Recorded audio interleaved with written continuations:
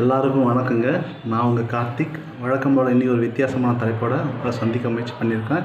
அது என்னென்னு கேட்டிங்கன்னா, கடவுளை அடையும் வழி. கடவுளை அடையும் வழின்னு பார்க்குறதுக்கு முன்னாடி கடவுள்னால் யாருன்னு ஒரு விஷயம் பார்க்க வேண்டியிருக்கு. அந்த விஷயத்தை உங்களுக்கு தெளிவுபடுத்திட்டு நானும் தெளிவாகிட்டு பதிவுக்குள்ளே போகலாம். சரிங்களா? கடவுள்னால் யாரும் சொல்லி வினாக்கள் எழுது, அதுக்கு பதில்களும் கிடைக்கின்றன. அதை பற்றி பார்ப்போம். ஒற்றை வார்த்தையில் அடங்காதது, ஒரு வார்த்தையில் அடங்காதது, ஆனால் அனைத்து வார்த்தைகளுக்குள்ளும் அடங்கி இருப்பது, எளிதில் விளக்க முடியாதது, ஆனால் அனைத்திலும் விளங்கி கொண்டிருப்பது, தூணிலும் துரும்பிலும் விளங்கி கொண்டிருப்பது,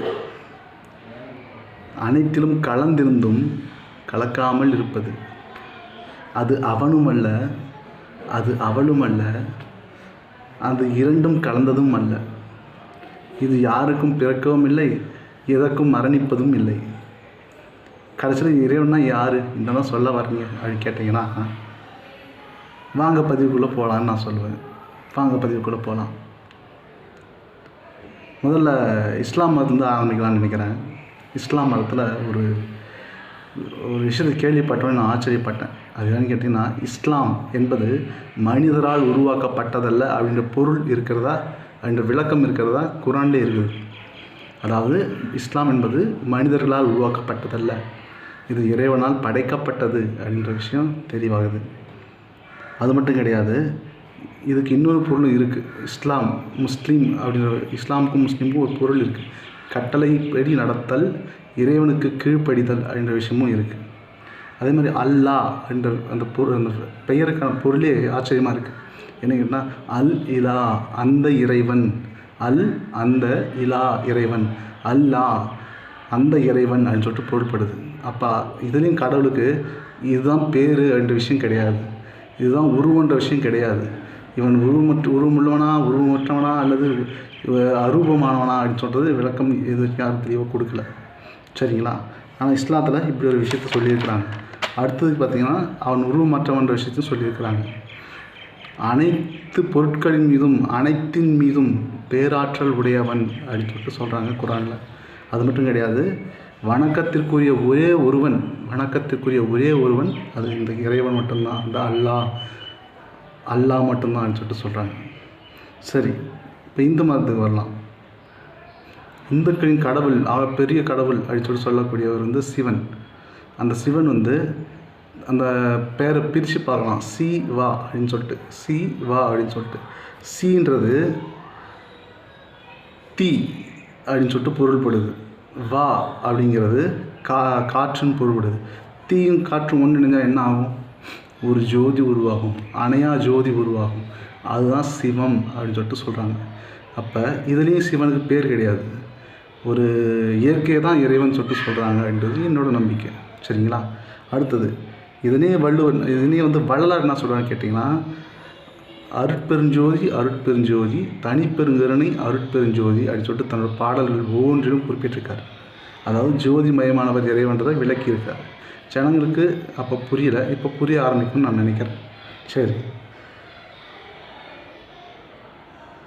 அப்படி இருக்கும் இறைவன் ஜோதிமயமானவன்னா அவரும் ஒரு லேக் ஆஃப் பாயிண்டில் விட்டு போயிட்டுருக்காரு. கடவுள் தான் எல்லாத்துலேயும் இருக்கார், ஜோதியில் மட்டும் தான் கடவுள் இருக்காரா அப்படின்னு சொல்லிட்டு கேட்டிங்கன்னா, அப்படி இல்லைன்ற கருத்து நான் ஏற்றுக்கிறேன்.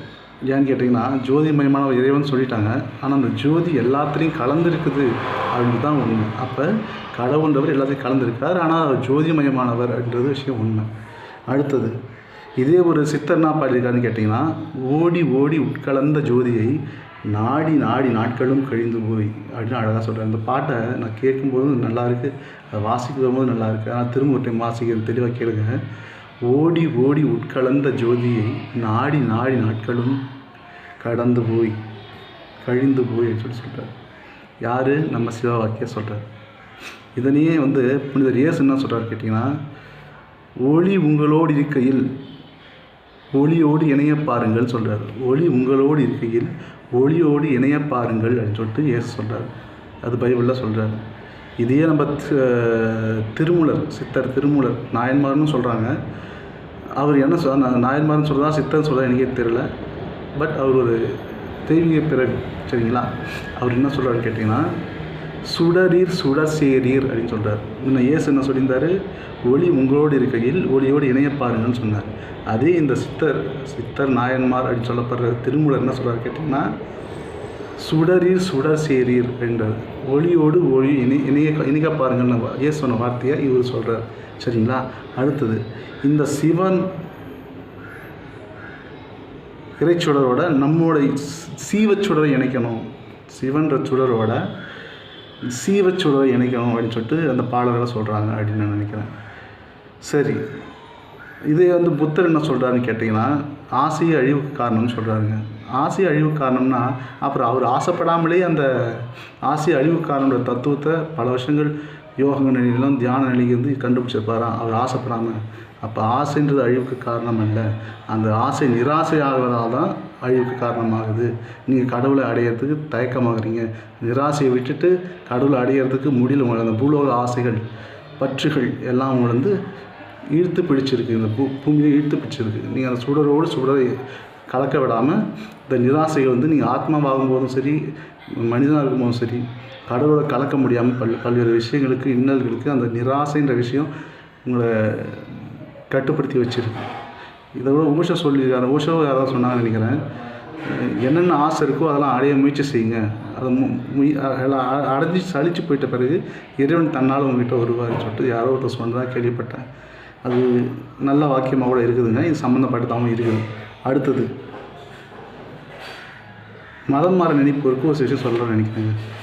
நீங்கள் ஒரு மதத்துலேருந்து இன்னொரு மதத்தை மாறணுன்னா உங்கள் தாய் மதம் எதுவோ அந்த மதத்தை முழுசுமாக படித்து அதை அனுபவிச்சிட்ட பிறகு அடுத்த மதத்தை நோக்கி போங்கன்னு சொல்லுவேன். ஏன்னா ஒரு மதத்தை நீங்கள் முழுமையாக கற்றுக்கிட்டாலே கடவுள் ஒருத்தர் தான் அப்படின்ற எண்ணம் உங்களுக்குள்ளே வந்துடும். மற்ற மதத்தை போற்ற ஆரம்பிச்சிருவீங்க, தூற்றுவதற்கு பதிலாக போற்ற ஆரம்பிச்சிருவீங்க. பல விஷயங்கள் மற்ற மதத்தை மதிக்க கற்றுக்குவீங்க. அதனால் ஒரு மதத்தை முழுசாக கற்றுங்க, அதுக்கப்புறம் பல மதத்தை படிக்க போங்க, இல்லை இணைய பாருங்கன்னு நான் சொல்லுவேன். சரிங்க, ஆன்மீகத்தில் நுழைய முற்படுவோருக்கு இயேசுவோட வாழ்க்கை ஒரு புனித நூல் மாதிரி. ஆன்மீகத்தில் நுழைய முற்படுவோருக்கு இயேசுவோட வாழ்க்கைன்றது ஒரு முன்மாதிரி மாதிரி. அதனால் பைபிளையும் படிங்கன்னு சொல்லுவேன். அடுத்தது, குரான். எப்படி வாழணும், எப்படி இருக்கணும் என்ற விதிமுறையில் கற்றுக்கணுன்னா குரானை படிக்க முயற்சி பண்ணுங்க அப்படின்னு நான் சொல்லுவேன். அடுத்தது, இந்து மதத்தில் வர நினைக்கிறவனுக்கு நான் சொல்கிறது, இந்து மதத்தில் பார்த்திங்கன்னா இறைவனை எப்படியெல்லாம் மனித வாழ்க்கைக்கு பயன்படுத்திக்கலாம், கோயில்கள், சன்னதிகள், தானங்கள், தர்மங்கள், இப்படி எப்படியெல்லாம் இறைவன் நம்மளால் மனித வாழ்க்கைக்கு பயன்படுத்திக்க முடியும் அப்படின்ற விஷயத்தை நல்லா பயன்படுத்தியிருக்கிறாங்க. அந்த விஷயத்தை பற்றி ஒரு காணொலி டிஸ்கஸ் பண்ணலாம்னு நினைக்கிறேன். சரிங்களா? இப்படி மொத்தத்தில் ஒன்றே குலம் ஒருவனே தேவன் அப்படின்ற வாக்கையெல்லாம் முன்னாடி சொல்லிவிட்டு உங்களிடம் விடைபெறுகிறேன். நன்றி, வணக்கம்.